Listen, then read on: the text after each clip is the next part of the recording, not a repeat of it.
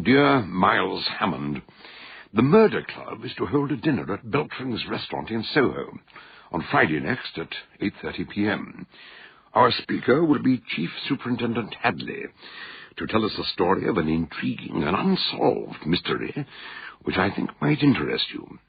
I realize you're not a member of the club. Perhaps you'd care to come along as my guest. Dear Dr. Fell, thanks for your invitation, which I have much pleasure in accepting. As I probably told you, I shall be in town later this week interviewing applicants for a secretarial post, so it'll suit me very well. After a lifetime study of the history of crime, my late uncle has bequeathed his library to me, and I have now acquired a house full of sinister and bloodthirsty tales, so the Murder Club will be an appropriate meeting place.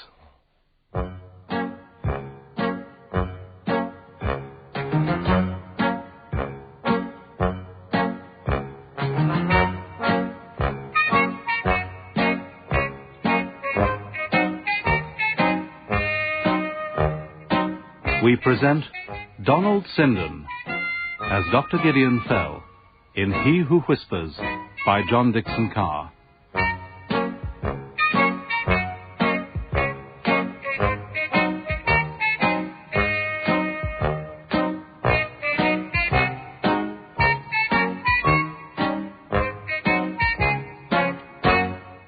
Notes made by me, Gideon Fell, June the 18th, 1937, concerning a particularly cruel and horrific murder, a crime so evil and so shocking it seemed to be literally inhuman. And when Miles Hammond arrived at Beltring's restaurant, he too was in for a shock. Oh, you made me jump. Who? I mean, what are you doing here? I'm looking for Beltring's restaurant. Have I come to the wrong place? This looks more like a bar. The restaurant's through there, but it's not open to the public tonight. There's a meeting going on. At least there should be. I know. The Murder Club. That's why I'm here. Oh, really?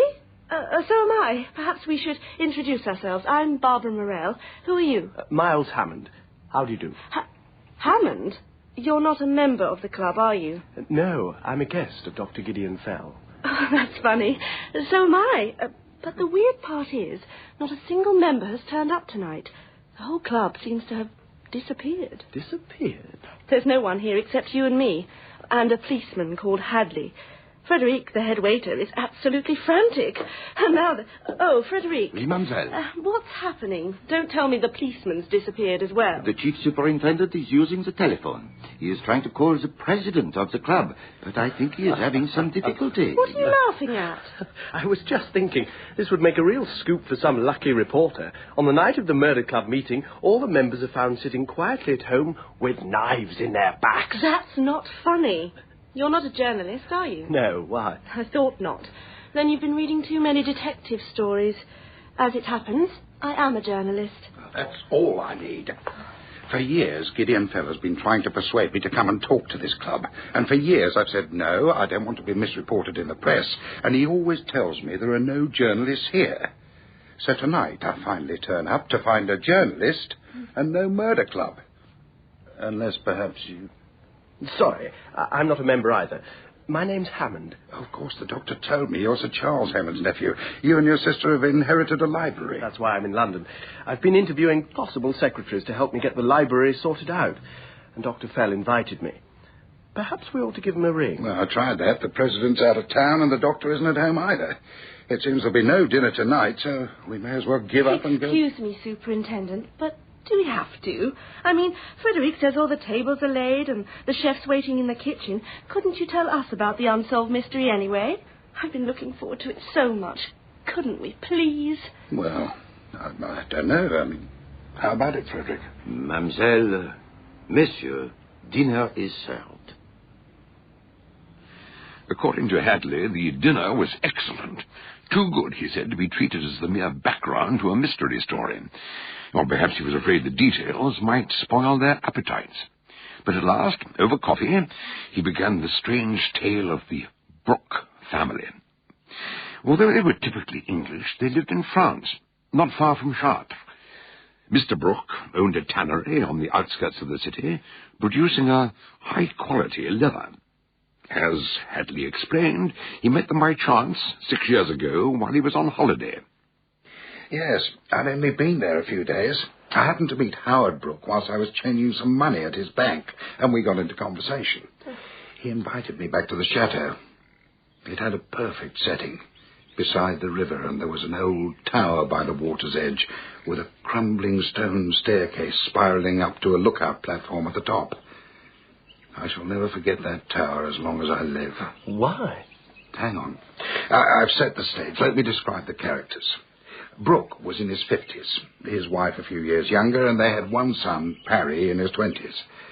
Brooke wanted the boy to take over the family business when he retired, but Harry had other ideas. His dream was to go to Paris and study painting. There were plenty of arguments about that, I can tell you. A waste of breath, as it turned out. They're all dead now, anyway. What's the matter? You're shivering. No, it's nothing. There must be a draught from the door. Please, go on. But still, they seemed to be happy enough until... Until? A newcomer arrived from England.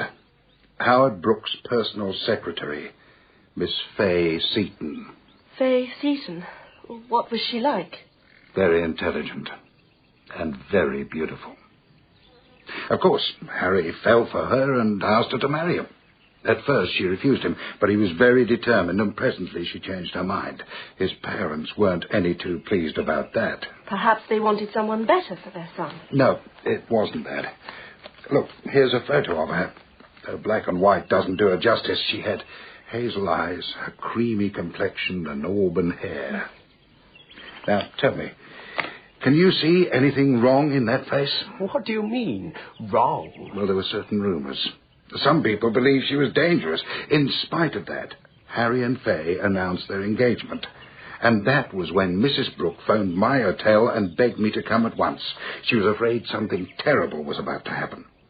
When I got there, she told me her husband was desperate to put a stop to the marriage. So desperate, he'd drawn £2,000 from the bank.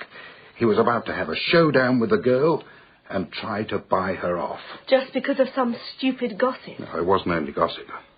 A family at a neighbouring farm had a 15-year-old son, and apparently he and the young woman were...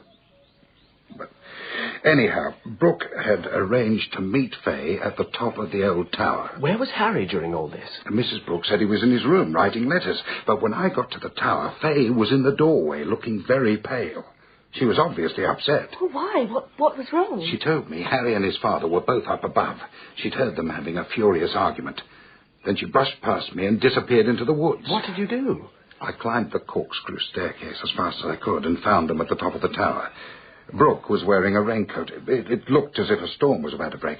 He had a bulging briefcase propped up against the parapet beside his walking stick, and they were both talking at once, so angrily they didn't notice me at first. That must have been an awkward moment. When Howard saw me, he pulled himself together and said he was waiting for his secretary. They had some business to discuss and sent us both away. Harry went with you? Well, we had no alternative. By the time we got down the stairs, it had started to rain. We sheltered under the arch of the doorway, waiting for it to stop, and then... Go on.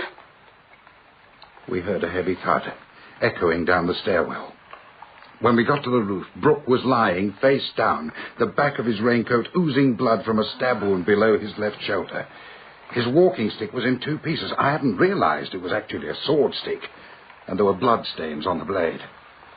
But the briefcase containing the £2,000 had vanished into thin air. What did you do? We eased him into a sitting position, and Harry gasped, "Dad, who was it? Who did this?"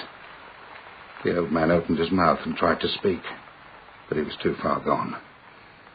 He died in his son's arms a few minutes later. But who killed him? Was it Fay Seaton? I told you. I saw her leave the tower 10 minutes earlier. Howard Brooke had been alone up there. Are you trying to tell us the crime was committed by some supernatural creature floating through the air? Look, it's strange you should say that. You're not the first person to suggest it. There are a lot of weird superstitions in that part of France. But what happened next? Did the police arrest Fay Seaton? Pardon, Superintendent. I'm sorry to interrupt, but there is a telephone call for you. Would you excuse me? I'll tell you the rest later, as far as I can, at least. I shan't be long. When he left them, there was a long silence.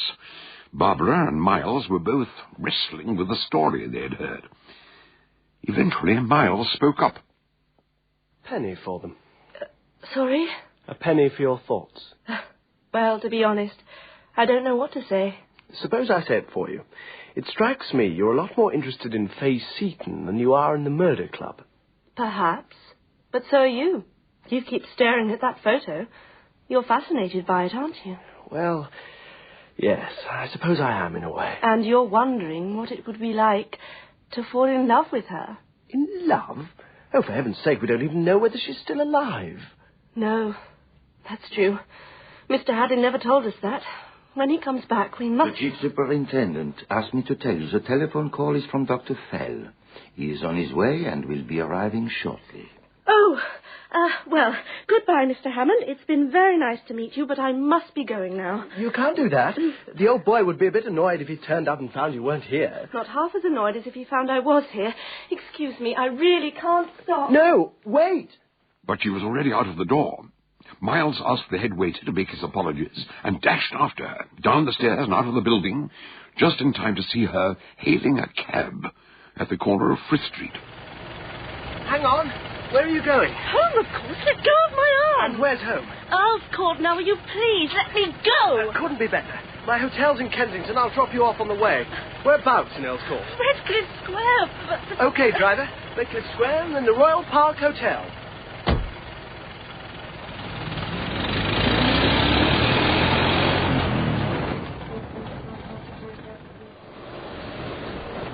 We can't both rush off like this. It's terribly rude. Don't worry. When I get in, I'll ring up and explain. Explain? What is there to explain? I was hoping you'd tell me. After all, you arranged all this, didn't you? I don't know. What do you mean? Somehow you cancelled that dinner tonight. You put all the guests off except Hadley, because you wanted to hear the story about Fay Seton alone, right? Right. I found out the members' names and addresses and rang them all, pretending I was Dr. Fell's secretary, and said the dinner had been postponed. Then I rang Dr. Fell as the president's secretary and told him the same thing. But surely the doctor must have recognized your voice. I don't even know Dr. Fell. I lied about that, too. But why, for heaven's sake? Oh, it's too complicated now, but... How long are you staying in town? If we could meet, tomorrow, perhaps, I could explain. Sorry, I have to go back to the country in the morning. My sister and her fiancé are coming up to do some shopping, and I'm going back on the train with them. But I'll be in London at the weekend. So we can meet then? Yes. I'd like that. After Miles dropped Miss Morell off at Earl's Court, he went on to the Royal Park Hotel. But when he asked the desk clerk for his key... Good evening, sir. I have a message for you. Oh, what's that? Let me see. Here it is. A young lady telephoned earlier. She said you'd applied to an employment agency for a librarian to do some cataloguing. I did. They promised to send someone at 4 o'clock. I waited until nearly 7, but she never turned up, so she was very sorry. She'd been held up. She wondered if you could see her tomorrow morning instead. Yes, I think I can manage that. Did she leave a name? Yes, sir. The name is Seton. Miss Fay Seton. The following afternoon, Miles met his sister, Marion, and Steve, her fiancé, in the buffet at Waterloo Station. He'd allowed plenty of time before they caught the train, because he had something to tell them. I'm sorry, Miles. I don't understand. Who is this Miss Seton? I've never heard of her. Nor have I. Perhaps it would be easier if you began at the beginning, old man.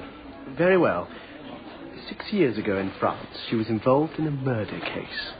Local people had accused her of immoral behaviour, and then her employer was found dead in mysterious circumstances. Really? Well, I'm sure that's very interesting, but why are you telling us? Because I met her this morning. I've engaged her to come to Greywood with us, to catalogue the books.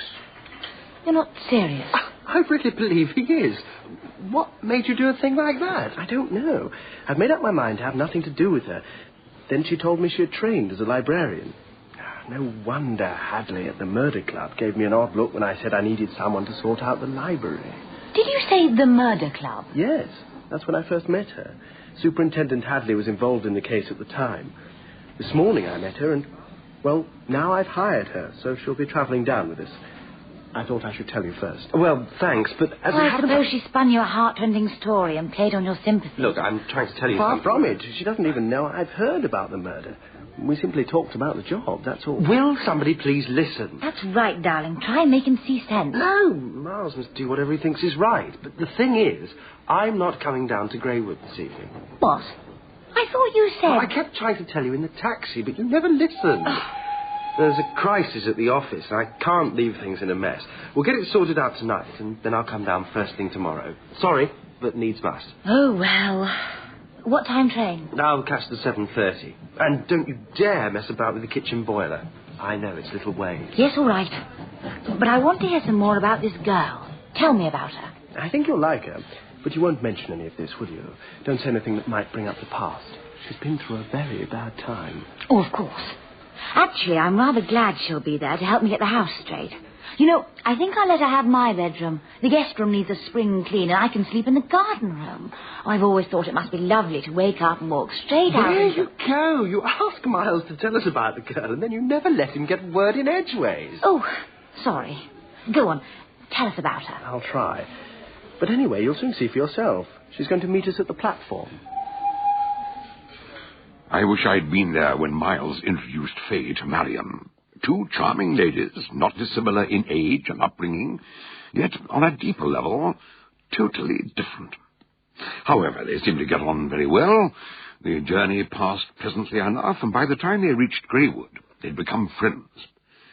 After supper, Fay insisted on helping with the washing up, and then Miles showed her the library, with books piled from floor to ceiling.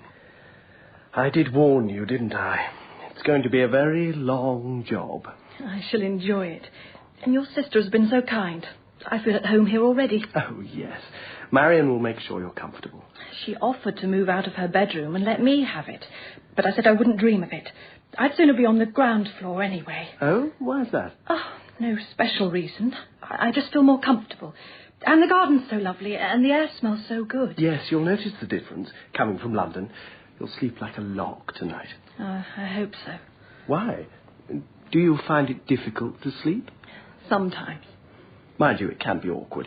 A friend of my uncle coming down by car actually fell asleep at the wheel, ran smack into a tree. Luckily, he wasn't badly hurt, but it could have been very nasty. Yes. That's how Harry Brooke was killed, in a car crash. What? You know all about me, don't you? I suppose Marion told you. I asked her not to. She didn't say it in so many words, but she hinted. I just wanted to tell you how grateful I am for giving me this job. I was nearly sent to the guillotine for Mr. Brooke's murder. But how did you get to hear about it? Someone called Hadley from Scotland Yard told me. Ah, in the end, it was Mr. Hadley who persuaded the French police that there was no evidence against me. I'll always be grateful to him. And now he's helped me again. We kept in touch. And when he heard through Dr. Fell that you were looking for someone to catalogue a library, he suggested I should apply for the job. I see. I never realised. Of course. But I don't want there to be any secrets between us. And I didn't kill Mr. Brooke. I'm sure you didn't. Harry and I were going to be married until someone started spreading nasty rumours about me. I think Mr. Brooke got some anonymous letters. He asked me to meet him privately at the tower. I didn't know he'd been to the bank and drawn out £2,000 to bribe me. Harry didn't know that either. He'd been up in his room, writing a letter. He wrote every week to Jim Morrell, an old friend for me. Morrell? No relation to Barbara Morrell, by any chance? Oh, I've no idea. Harry never mentioned her. Why? It doesn't matter. Sorry I interrupted. Please, go on. Well, I thought Harry was still in his room. But when I reached the tower, I heard him and his father up above, quarrelling. That must have been when you met Hadley in the doorway. Yes. I didn't want to get involved in a family row, so I went for a walk through the woods. I didn't find out what had happened until I came back to the house about an hour later, and Harry came out to meet me saying that someone had killed his father. It wasn't me. You do believe that, don't you? Of course. Anyway, eventually the police decided it was suicide. Suicide? Mr. Brooke's fingerprints were the only ones on the sword stick. You know about the sword stick? Yes. The police surgeon said it would have been almost impossible from the position of the wound. But there was no other evidence, so they had to let me go. But what about the briefcase full of money? Hadley said it had disappeared. They thought in his struggle Mr. Brooke had knocked it over the parapet into the river. It was never found. The whole business created a sensation. And then Harry was killed in the car crash, and a month later Mrs. Brooke died too. She was so heartbroken. They said she died of grief. Do you two have any idea what time it is? Marion, for goodness sake. Oh, I'm sorry. It was my fault. I hadn't realised it was so late, and I want to start work early tomorrow. But before I go to bed, I've got a little something for you, Marion, to thank you for being so kind and welcoming. Oh, heavens. You don't have to do that. But I want to. It won't take a moment. It's in my suitcase. I'll go and get it now before I start unpacking. Well, I must say, she's behaving like the perfect guest. But you still don't like her, do you? I never said that. I do like her, only... Only what? There's something about her. I can't explain it.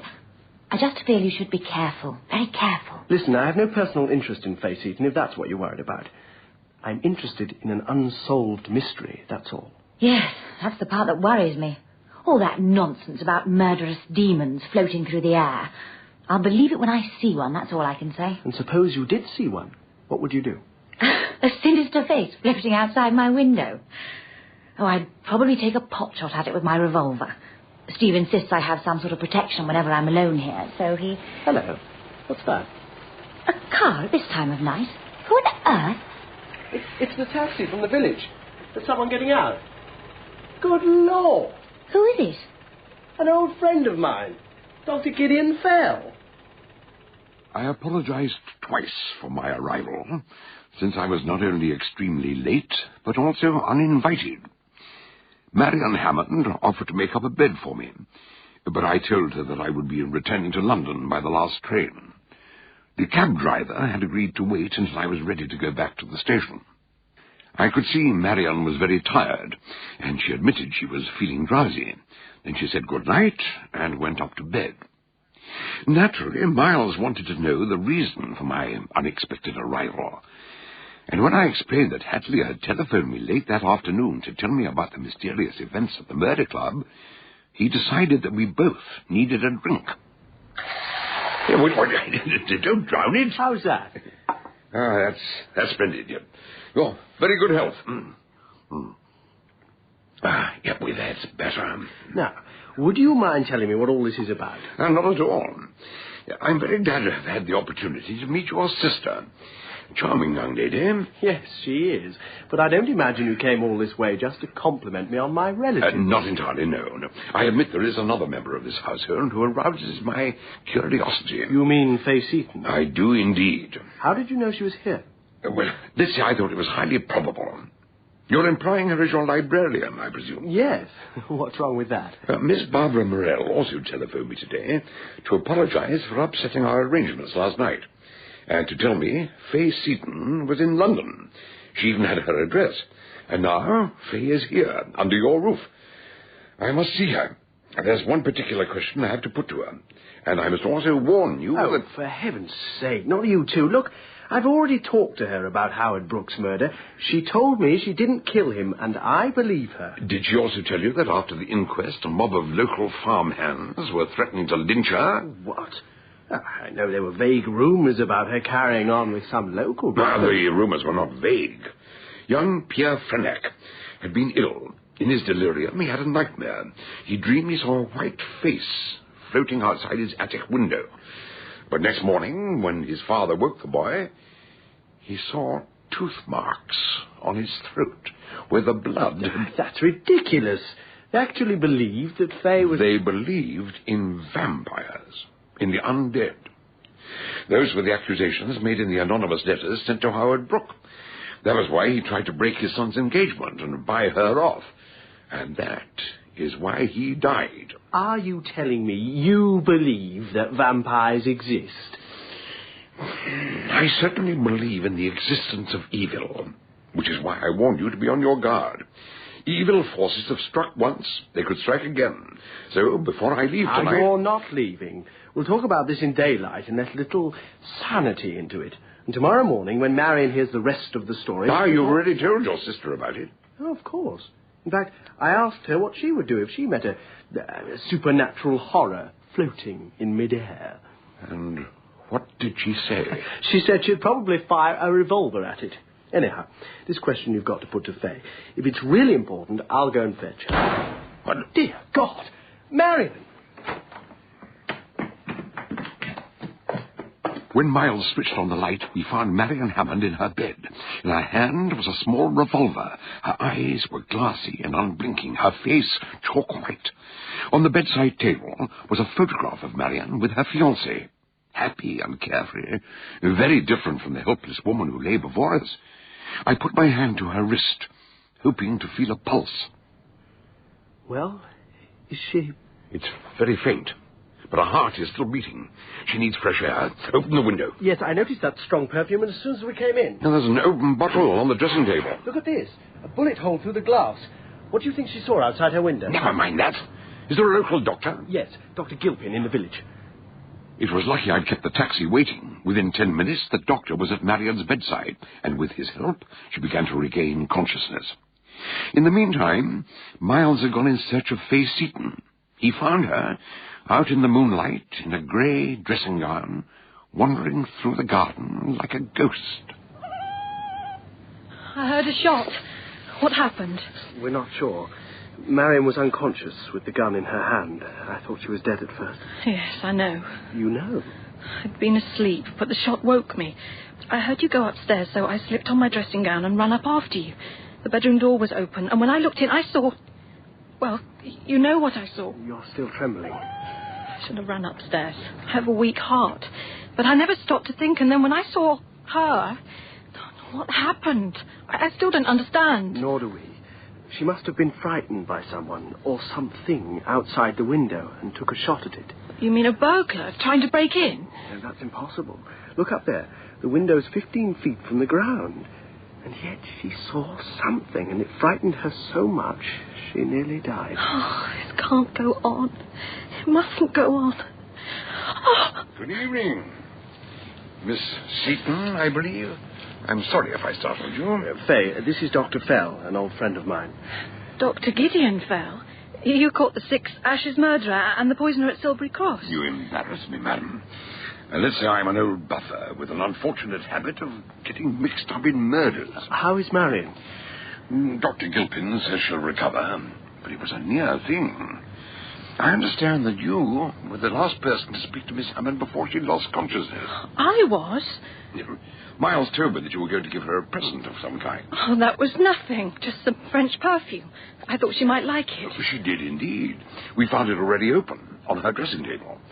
But during your conversation, she didn't appear to be nervous or apprehensive about anything. No, not at all. Hello there. I wonder where you've got to. Dr. Gilpin. May I introduce Miss Seaton? She's also staying here. How do you do? Please, tell me, how is Miss Hammond? Well, I'm glad to say she's out of danger, though she needs a rest for a day or two. I'll look in again tomorrow morning to see how she's getting on. I don't imagine anyone slept very well that night. I know I didn't. But by daylight next morning, everything seemed to be getting back to normal. Until the telephone rang. Hello? May I speak to Miles Hammond? My name is Barbara Morell, and... Barbara, that's amazing. I was going to try and get in touch with you. Were you? Why? It's rather complicated, but listen, if I come up to town today, could I possibly see you? Yes, I suppose so. There's a train at 9:50. It takes about 2 hours. Where would be a good place to meet? I'll be at Waterloo to meet your train. Terrific. I can't go into it all now, but... Well, there was a very nasty business here last night. Hang on, I think there's someone... Dr. Gilpin, is that you? No, it's me. Morning. Steve, come in. I'm on the phone, but I won't be a moment. Sorry, where was I? You said something about last night. Yes. Something happened in my sister's room that seems beyond belief. Look, we'll talk later. All right. I'll see you at midday. Yes, I'll be there. Bye. What was all that about? It's all right. Nothing to worry about now, though Marion was in a pretty bad way, but she's okay. Marion? Why? What's happened? Someone or something got into her room and scared her half to death. But the doctor says she's going to be... Oh, my God. It was that damned librarian, I suppose. What do you mean? When you told us about her, I had a sort of premonition. Some people stir up trouble wherever they go. Where's Marion now? Up in her room, still asleep. I must see her. Right. Sorry. It's my fault entirely. Let me introduce you. Steve Curtis, Marion's fiancé, Dr. Fell. Yes, of course. You started all this. You and your damned murder club. Sorry about that. I just told him about Marion. He's very upset, naturally. Of course. It's my fault. I brought Faye Seaton here. You heard what he said. Some people stir up trouble wherever they go. Yes, I heard. But before you blame yourself, hadn't we better be sure that Miss Seaton is the troublemaker? I don't understand. Last night you asked me if I believed in vampires. Well, I might possibly accept a vampire who materialized in broad daylight and killed with a sword stick, but I could never believe in a vampire who pinched a briefcase with 2,000 pounds in it. Never mind all that. What about last night? Whatever it was that terrified Marion... Yes, that was different. That was the real touch of Satan. But those two events, the murder at the tower and the frightening of your sister, are connected. I don't know how or why. I propose to question Miss Seaton, though I fear it won't do much good. The best thing would be for you to get in touch with Barbara Morell. I am in touch with her.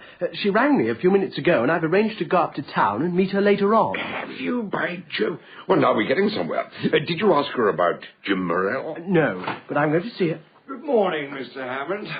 Dr. Fell. Good morning. Good morning. Morning. Before I go up to see the patient, I wonder if I might have a word. Of course.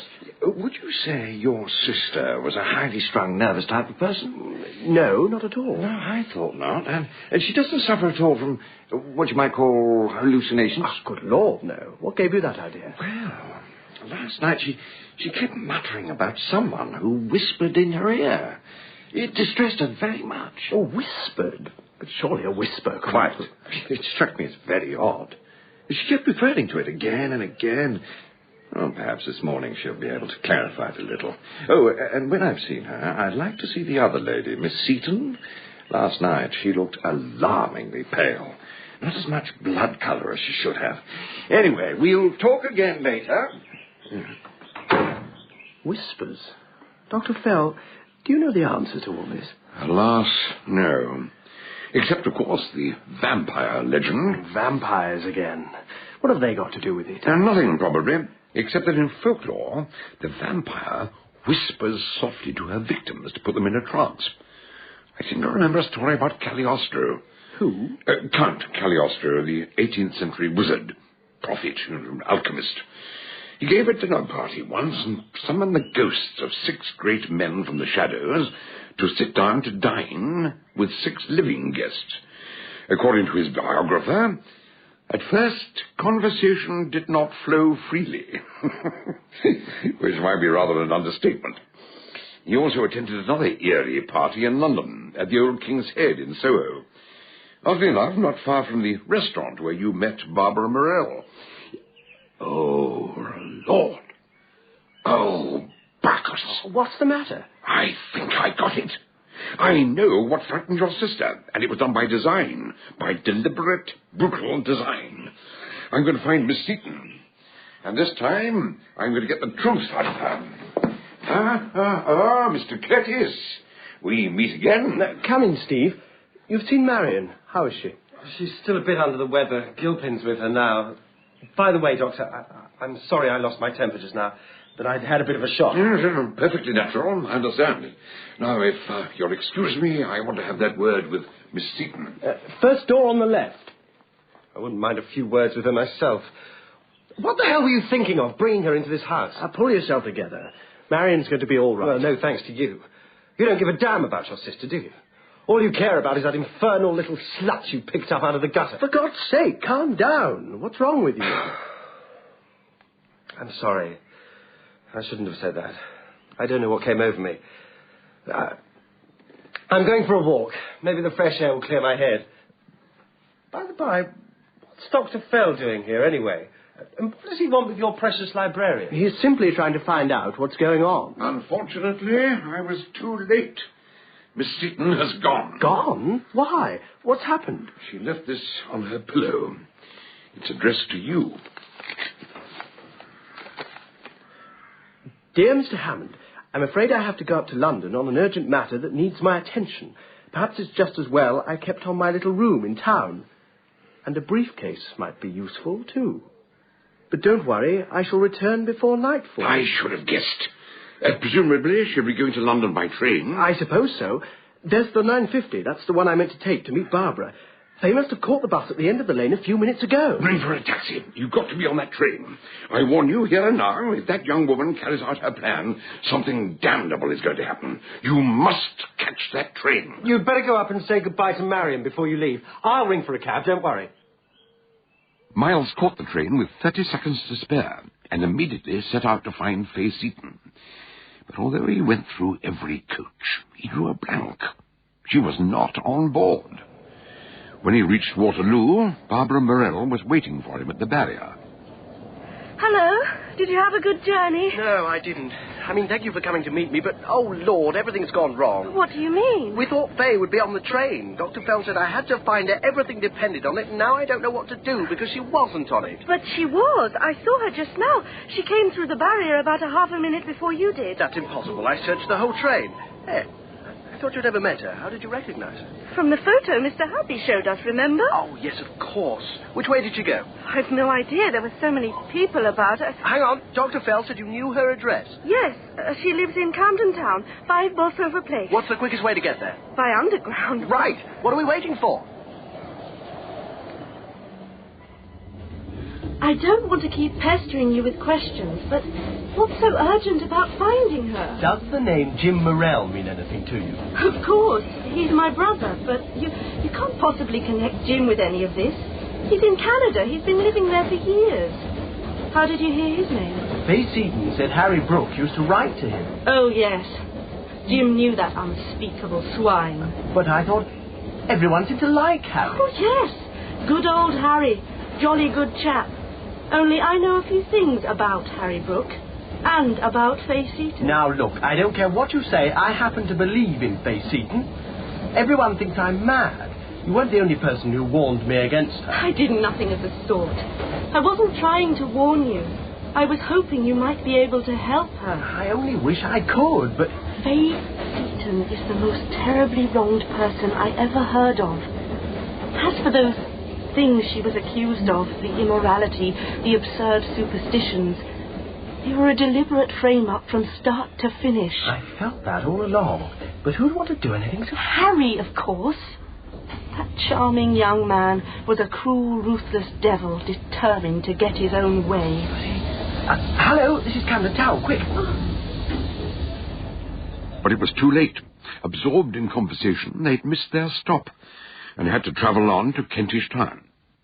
As they walked back, Barbara filled in the details.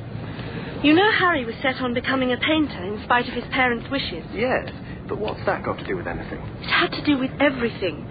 He was afraid if he simply left home, they'd cut him off without a penny. So he had to devise a scheme that would force them to let him go. That's when Fay arrived on the scene, and he pretended to fall in love with her. Pretended? At the same time, he started a whispering campaign against her. He even bribed a 15-year-old boy to scratch his own throat and tell some nightmare tale about vampires. And he sent his father anonymous letters, hinting at some terrible secrets in her past, so his parents would beg him to break off the engagement. The plan was he'd finally come to them, shedding crocodile tears, and say, "All right, if I give her up, will you send me to Paris for 2 years so I can try to forget her?" How do you know all this? He was so proud of his scheme, he couldn't resist writing to my brother and telling him how clever he'd been. And you knew about it at the time? No, that was 6 years ago, before Jim emigrated. Then one morning he was reading the paper and he said, "My God, old man Brooke's been killed." But he never told me what he knew about Harry. And a few months later he went to Canada. So how did you find out about Harry's plan? And Fay? After Jim left, I spring-cleaned his room. And I found all Harry's letters in the waste paper basket. I shouldn't have read them, but I did. And I kept this one. I always carry it with me. Look, it's the last letter Harry sent to Jim, the day his father died. His writing's awful. Let me read you the last page. Go on. Here we are. "Something terrible has just happened. Someone killed Dad. He was alone at the top of the tower, but someone stabbed him. God knows how. Must get this in the post quickly. For God's sake, don't tell anyone what I've been telling you. If Fay went mad and killed the old boy, I don't want anyone to know I've been spreading gossip about her. It wouldn't look good. I never meant anything like this to happen. Yours in haste, H.B. So she isn't guilty. She isn't guilty of anything, and yet somehow or other she believes she's damned forever. I'm certain of that. What's worse, she's in danger. We must find her before it's too late. Don't worry. Here we are. Number 5. As they entered the house, a stale, mildewy smell broke over them like a wave. A woman on the ground floor told them where to find Fay, and they climbed the steep, uncarpeted stairs to the second-floor landing. Who is it? Hello, Fleigh? What are you doing here? Did you follow me? I had to. You may be in danger.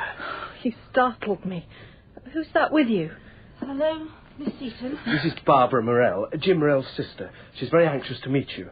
In fact, He stopped short as he saw, lying on a side table, an old briefcase, dried and cracked, still bulging, but with the flap open. And beside it was a wad of banknotes, stained with rusty brown patches. Oh, yes. They're bloodstains. Mr. Brooks' blood got on them when he... Fay, for God's sake. I shouldn't be here. I'm not needed. Miles, I'll leave you and Miss Seaton. No, please. Come in, both of you. And close the door. Thank you. And perhaps you'd switch the light on. I'll just draw the curtains. We don't want anyone across the street to spy on us. But the briefcase, the money, I don't understand. You can't be guilty. We have proof of that. The accusations against you are trumped up by Harry Brooke. Oh, yes. I've known that all along. Then why didn't you say so at the time? Oh, because... Oh, what difference does it make now? What difference? But the damned briefcase. Is the rest of the money still there? Of course. I only stole it. I didn't spend any of it. I have no right to ask, but what else is inside it? Who's there? Superintendent Hadley, Metropolitan Police. Mr. Morell, Mr. Hammond, good afternoon. And Miss Seaton. It's been a long time. Yes, it has. What are you doing here? I had a call from Dr. Fell. He told me what happened at Greywood last night and asked me to keep an eye on you. It's all right, Fay. The doctor's concerned for your safety. He's concerned for everyone's safety. He also asked me to put a question to you, Miss Seaton. I understand that last night, after you heard the shot, you went upstairs to Miss Hammond's room. You found Dr. Fell and Mr. Hammond already there. Then you turned and ran away. Apparently you saw something there which upset you very much. Did I? I don't remember. I'm afraid I find that difficult to believe. You saw something that shocked you so much you ran out of the house hardly knowing what you were doing. Why not tell us what you... At that instant, though no one touched the switch by the door, the light went out. With heavy curtains across the windows, they were plunged into darkness. The door opened, and something rushed into the room. What's that? Oh. No, don't! Open the curtain! Fay, are you all right? It's gone. The briefcase. It's gone. I must get it back. Before Miles could stop her, she rushed past him, out of the door and down the stairs. In her headlong flight, she didn't notice the briefcase, which had been tossed aside on the landing. Miles picked it up and called after her over the balusters. It's all right, Fay. The briefcase is here, and the money's still inside it. Nothing else except a few bits of stone. Never mind. Miss Seaton, come back! God. Come and give me a hand. At the bottom of the stairs, Fay Seaton lay very still. Her face had a deathly pallor. Is she all right? I don't know yet. I seem to remember she has a weak heart. Yes. Call an ambulance. She shouldn't have tried to run like that. I think it's finished. Several hours later, Miles and Barbara were still waiting for news from the hospital. She may recover, you know. Yes. I just wish I could understand. She knew all along that the slanders, the anonymous letters, were all the work of Harry Brooke. So why didn't she tell anyone? Perhaps she still loved him, in spite of everything. I don't know. Neither do I. Why is Hadley keeping us here? Why can't we go to the hospital? Who is it? It's only me. Hello, Miles. And Miss Morell, I believe. Gideon Fell. Dr. Fell? Oh, I'm so sorry about the other night, the restaurant. Don't give it another thought. When Hadley rang and told me what had happened, I caught the next train. I've just come from the hospital. You've seen her? How is she? She's alive. I can't tell you much more than that. How long she lives depends upon her will to live. But I have to tell you, Faye Seaton is a doomed woman. I know she's innocent. This is the letter Harry Brooke wrote to Jim Morell on the day his father was killed. Thank you. You'll see, he admits he manufactured all the malicious stories about Faye. The whole thing was a pack of lies. And yet a crime was committed. 2 crimes have been committed, and they were both the work of the same person. The first was unpremeditated and slapdash. The second was planned and wickedly evil. Do you mean you know who killed Howard Brooke? Oh, yes. When he returned from the bank with the money intended for Faye, he went up to his son's room. Harry wasn't there, but he found an unfinished letter on the desk. This letter, containing a resume of Harry's scheme. You can imagine how he must have felt. Then he went to the tower to keep his appointment with Faye. I believe he wanted to apologize to her, but he never had the chance. Go on. When Harry heard his father had been to his bedroom, he guessed he must have read the letter. He pulled on his coat, now don't forget there was a storm threatening, and hurried to the tower. When Faye arrived, the 2 men were quarreling. She heard how Harry had used her to carry out his plan, and went away completely shattered. Then Harry lost his temper, snatched up the sword stick, stabbed his father, and then they heard Hadley entering the tower. Mr. Brooke's immediate instinct was to cover up for his son. He tore off his raincoat, which was ripped and stained with blood, and told Harry to give him his coat. Then bundled up his own coat and stuffed it into the briefcase. So that's what made it look so bulky.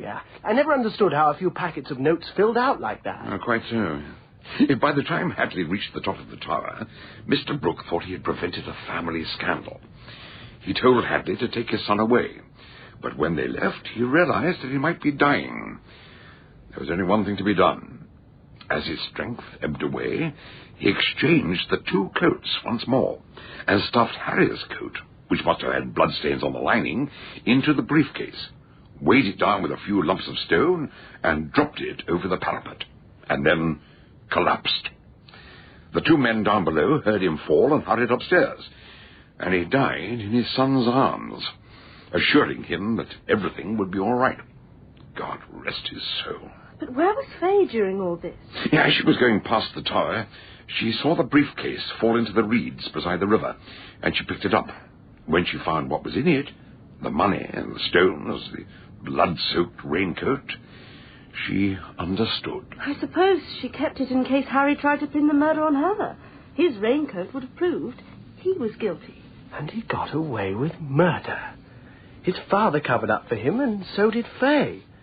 By God, I wish I'd met Harry Brooke. I'd like to tell him what I thought of him. Well, that's not impossible.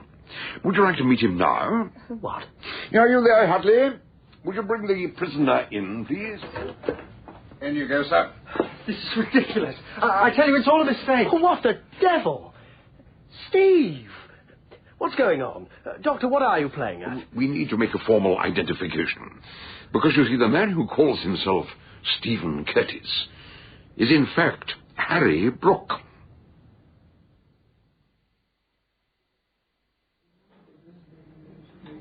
But, Doctor, I feel as if I'm here under false pretenses after what happened last time in this restaurant. I really don't deserve to be taken out to supper. Oh, not another word. After what you've been through today, it's the least I can do. I can't help thinking about Faye and what she's been through this weekend. Not just this weekend. For years she's gone through her own private hell. So, how did Harry Brooke become Steve Curtis? I suppose his death in a car crash was just another lie. No, I think there was a car crash. Somewhere on a lonely French road, I think he found a wrecked car, and the driver, about his own age, dead. He realized it was a golden opportunity and assumed the clothes and papers and identity of the real Stephen Curtis. Well, it must have been a nasty moment for him when you announced that you'd hired Fay Seaton to come and work for you, Miles. No wonder he had a sudden crisis at the office. Yeah, but I think he saw another possibility. Fay Seaton still had the evidence that proved he was a murderer. If she were disposed of, there'd be no one left to connect Stephen Curtis with Harry Brooke. You mean he was planning to kill her? Miles, you said something about your sister offering to give Fay her bedroom. Now, was Harry Brooke aware of that? Oh, yes. It was only when we got to Greywood that Fay said she'd prefer to sleep downstairs. So Harry didn't know that. When he arrived late that night, he expected to find Fay in Marian's room. He didn't turn on the light, but when he caught a whiff of perfume, a perfume that Fay had worn ever since her first visit to France, he remembered that. He planned a very skillful murder, but he got the wrong woman. It wasn't until the next morning that I began to suspect him. You were on the phone to Barbara, remember? Yes, I started to tell her what was going on. You said something happened in my sister's room that seems beyond belief. And that was when Harry walked in, pretending he'd just arrived on the early train. And he heard what you said. When you rang off, you told him not to worry. Marion was going to be all right. I was outside, so I didn't see his face, but I heard him say, Marion. He was completely thunderstruck. I wondered why. He already knew something nasty had happened in her room. Who did he think it had happened to? Her great-aunt Agatha? Sorry to interrupt, but I still don't know what did happen in her room. What was it that frightened her so much? What had she seen? She didn't see anything. Well, she must have done. She fired a shot at it. Oh, no, she didn't. I was mystified at first, but sometime later, when we were discussing Cagliostro, I remembered how he was initiated into a secret society at the King's Head in Soho. He was blindfolded, given a pistol, then told to put it to his temple and pull the trigger, without knowing whether it was loaded or not. When he pulled the trigger, there was a thunderous explosion. But it wasn't loaded. Someone had fired a second gun just behind him. It was a cruel hoax. And Harry did that to Marion. While she was asleep, he put an unloaded pistol to her head and kept whispering to her, telling her that she was about to die. She didn't know he had another one loaded with a real bullet. Slowly, he squeezed the trigger. She heard the hammer moving slowly back. And then... Oh! I beg your pardon. I got carried away. But just imagine, what would a shot like that do to someone with a weak heart? After that, Harry slipped out of the house and lay low till the following morning.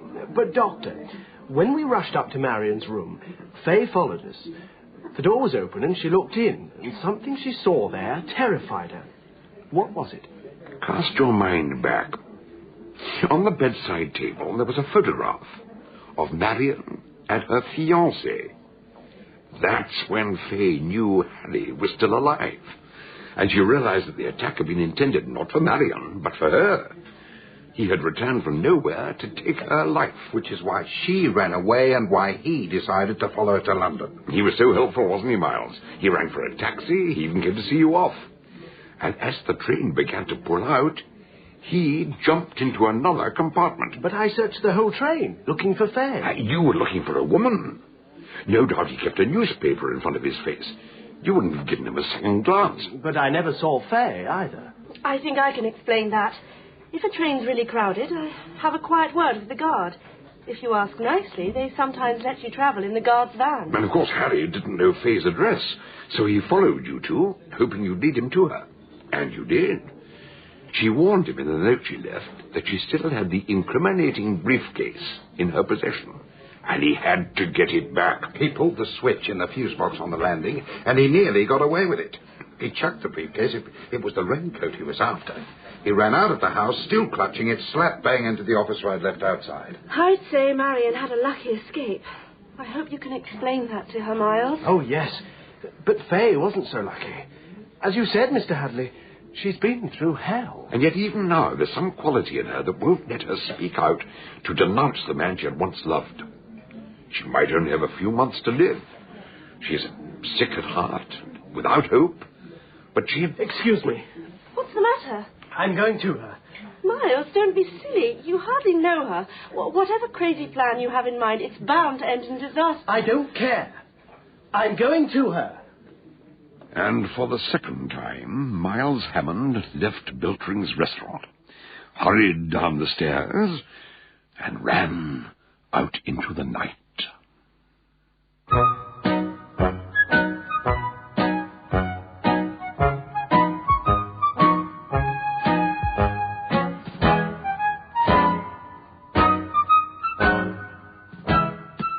In He Who Whispers by John Dickson Carr, Dr. Gideon Fell was played by Donald Sinden. Chief Superintendent Hadley, John Hartley.